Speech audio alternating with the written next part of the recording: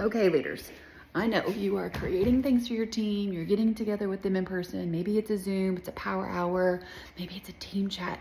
How do you get your people to show up in the things that you are creating for them, running for them, spending time on creating?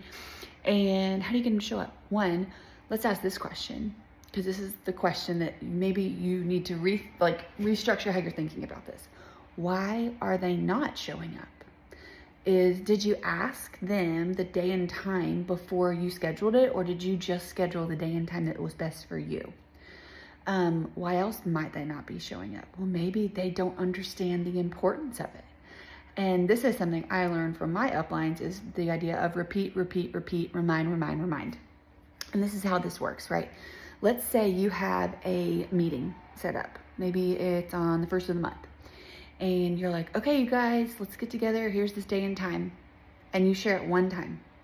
You guys, we are busy. And also, if you share about it one time, that does not create any urgency or impact. But if you're sharing about it a week in advance, 3 days in advance, 2 days in advance, setting a timer, showing them the timer that you set to remind you to go, sharing about the value they're going to get when they get there. Repeat, repeat, repeat, remind, remind, remind. And also, do not rely on your group chats or team pages to do all the talking for you. Get in their DMs, in their individual DMs. Hey, this is the day and time we're thinking about this. Does this work for your schedule? This is what I'm thinking. What can we do during this time that's going to be most valuable for you and that I can help you? Also, people tend to come to these group events more if they know that that is when they're going to get your time. Let me give you an example. If you are constantly talking to them in the group chat and you're talking to them via text and they can call you all the time, you have created zero boundaries, and they don't need to show up to those because they get your time all the time outside of that.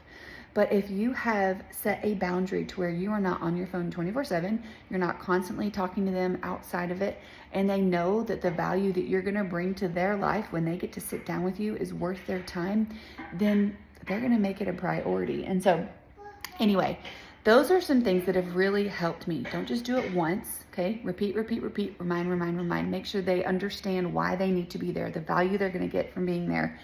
And also, you guys, there is something to be said with consistency. If you are constantly throwing in a Zoom here, throwing in a Zoom here, hey, let's meet here.